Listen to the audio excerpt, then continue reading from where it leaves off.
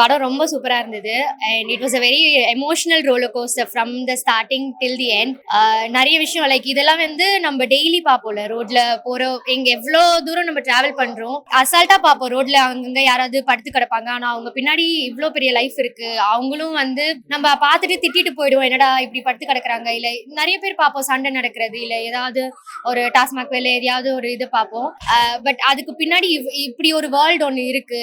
அந்த வேர்ல்டுல நிறைய ஃபேமிலிஸ், நிறைய சில்ட்ரன் இவ்வளோ பாதிக்கப்படுறாங்க அப்படின்னு அது அவ்வளோ அழகா, ரொம்ப ரியலிஸ்டிக்கா ஐ திங்க் டைரக்டர் சத்யநாராயணன் அவ்வளோ அழகா போர்ட்ரே பண்ணியிருக்காரு.